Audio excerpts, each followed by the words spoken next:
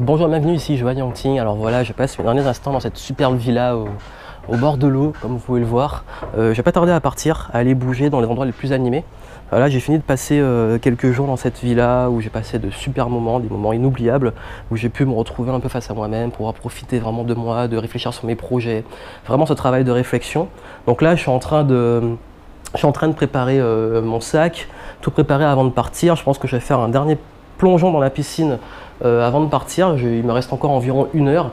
Et je voulais vous faire une petite vidéo parce que dans cette vidéo, on va parler d'efficacité. Parce que justement, je trouve que le moment est plus adapté pour donner une arme anti-procrastination. Je vais partager avec vous un conseil, pour moi, qui est l'un des conseils les plus puissants pour vaincre la procrastination. Et je vous dis comment j'y suis, enfin, pourquoi j'ai eu cette idée-là. Pourquoi je vous parle de ça? Parce que je suis en train de partir. Pendant que j'ai passé du temps ici, les meilleurs moments que j'ai passés ont été mes 2 derniers jours. Les 2 derniers jours ont été les meilleurs jours que j'ai passés ici, donc juste au moment de partir. Pourquoi? Parce que voilà, quand je suis arrivé, le temps de prendre mes marques, le temps de s'habituer à l'environnement, surtout que quand on n'est pas habitué à l'environnement, il faut s'adapter, il faut prendre ses marques, il faut savoir s'y retrouver un petit peu. Et puis après, les autres jours, bon voilà, je faisais ma life sans plus. Et quand je suis arrivé à la fin, je me suis dit, oh là là, il me reste que 2 jours. Il faut que je profite à fond. Il faut que je profite à fond, il me reste que 2 jours. Et là, j'ai plus beaucoup de temps, donc j'ai intérêt à profiter. Et c'est à ce moment-là que je me suis mis à vraiment profiter. J'avais déjà pris mes marques, j'étais beaucoup plus à l'aise dans les lieux. Et du coup, j'ai profité à mort. Et je me suis rendu compte que dans la vie de tous les jours, c'est un peu comme ça. C'est souvent au dernier moment qu'on profite le plus. Vous savez, hélas, souvent, vous savez, quand on perd quelqu'un qu'on aime beaucoup, que ça soit par une séparation géographique ou pire, c'est toujours à la fin qu'on se rend compte de la valeur, ou quand on a perdu quelque chose qu'on se rend compte de sa valeur. Parce qu'on attend toujours le dernier moment. Et même, voilà, quel que soit ce que vous faites, peut-être par exemple vous allez à un endroit, passer du temps avec des gens, c'est souvent à la fin qu'on s'amuse le plus parce qu'on n'a pas envie de partir, parce que c'est là qu'on se dit, mince, il reste plus beaucoup de temps, donc j'y vais à fond. Et pourquoi je vous parle de ça et c'est quoi lié avec la procrastination? Ben justement, j'y viens. En fait, vous savez, qu'est-ce qui se passe souvent? On a souvent, par exemple, je vous donne un exemple très simple. Je vais écrire un livre. Et je vais prendre, je me donne 6 mois pour écrire un livre. Mais votre livre va sortir dans 6 mois. Et qu'est-ce que vous allez faire tous les jours? Vous allez dire, il me reste du temps, je vais faire demain. Il me reste du temps, je vais faire demain. Ou alors, je sais pas, je vais me mettre à courir. Je commence à courir. Donc voilà, bon, je vais courir aujourd'hui. Allez, il est 6 h, je me réveille. Bon, finalement, j'ai la flemme. 8 h, je vais au boulot. Bon, je fais ma vie. Peut-être que je vais aller courir entre midi et 2. Ah non, finalement, j'ai faim. Bon, allez, finalement, je vais ce soir. Ah, ce soir, je suis fatigué. J'irai peut-être plus tard, le temps de faire une sieste. Finalement, on ne le fait jamais. Quand on procrastine, c'est qu'on n'a pas de deadline, on a toujours le temps, et du coup, on repousse. Alors que quand on a, par exemple, si je vous dis, vous faites un livre en 1 mois, vous allez le faire en 1 mois. Vous faites un livre en 6 mois, vous allez le faire en 6 mois. Vous faites quelque chose, quel que soit l'objectif que vous avez, vous allez utiliser le temps dont vous disposez. Et ça, c'est un outil formidable en productivité, en efficacité, que j'ai découvert à force de pratiquer et tout, c'est qu'on utilise le temps dont on dispose. On utilise vraiment le temps dont on dispose. Si vous avez 1 heure pour faire quelque chose, vous allez le faire en 1 heure. Si vous avez la même chose à faire en 24 heures, vous allez le faire en 24 heures. Et c'est quoi la leçon derrière? C'est que n'attendez pas, justement, on a souvent tendance à agir sous la pression.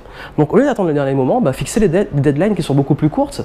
Tout simplement, quand par exemple, moi je me décide de lancer un projet, je me donne des deadlines très courtes et du coup ça me force à agir. C'est comme quand on est étudiant. Voilà, quand j'étais étudiant, j'étais un spécialiste pour ça, on attend la veille pour réviser les examens, on attend le dernier moment. Parce que justement, on utilise le temps dont on dispose. Et tant qu'on a du temps, on repousse. Parce que vous savez, il y a l'importance et l'urgence. Et si c'est pas forcément assez important, vous n'avez pas saisi l'importance de la chose, et c'est souvent le plus difficile à faire, vous avez encore l'urgence pour vous booster. Et quand il n'y a pas d'urgence, on procrastine. Donc la leçon que je voulais vous donner, c'est de vous fixer les deadlines beaucoup plus courtes. Ou alors de diviser vos objectifs en petites deadlines, donc une deadline, pour ceux qui ne savent pas ce que c'est, on ne sait jamais, c'est une date butoir, c'est un point dans le temps que vous donnez, par exemple, deadline, je finis avant 13 h, ou je finis avant lundi prochain, ou je finis dans 1 mois, enfin une date précise. C'est ça, c'est comme les objectifs SMART, c'est le T du SMART, c'est l'objectif, il faut que ça soit temporel, que ça soit daté. Et ça, c'est indispensable, vous devez dater les choses, vous devez mettre une deadline, une date butoir, sur laquelle vous allez devoir, donc, jusqu'à laquelle vous allez devoir agir. Et plus vous resserrez les choses, plus vous allez voir que vous allez focaliser sur l'essentiel. Parfois, quand on a peu de temps pour un projet, on va parfois mieux le faire que si on avait plein de temps, parce qu'on va focaliser sur les fameux 20% qui rapportent 80% de résultats. Et moi, je joue beaucoup avec ça. J'utilise ça énormément dans mon activité, et c'est comme ça que j'arrive à accomplir plein de projets, à vous faire plein de vidéos, à vous faire plein de choses, sans forcément, voilà, la procrastination pour moi, quand ça arrive, c'est vraiment que pour moi c'est ni important ni urgent.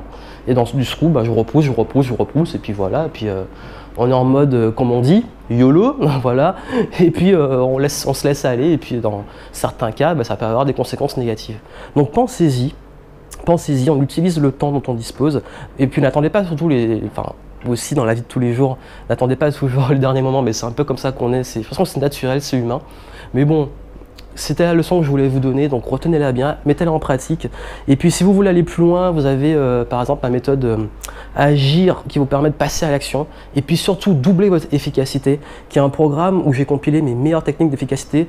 Bon, celle-ci en fait partie, mais il y en a plein d'autres. C'est vraiment une technique qui fonctionne, c'est celle que j'applique moi-même, qui me permettent d'avancer tous les jours, d'arrêter de procrastiner, de prendre plaisir dans ce que je fais, ce sont des temps organisés, et surtout à diviser mon temps de travail par deux, à pouvoir profiter de ce temps-là pour faire d'autres choses, pour faire des vidéos comme celle-là, pour pouvoir voyager comme ça, et puis voilà, donc voilà, c'est les meilleurs conseils que je peux vous donner, les liens sont en dessous, donc agir ou passer à l'action, et puis doubler votre efficacité, que j'ai fait un petit pack avec les deux si vous voulez, comme ça pourra vous aider.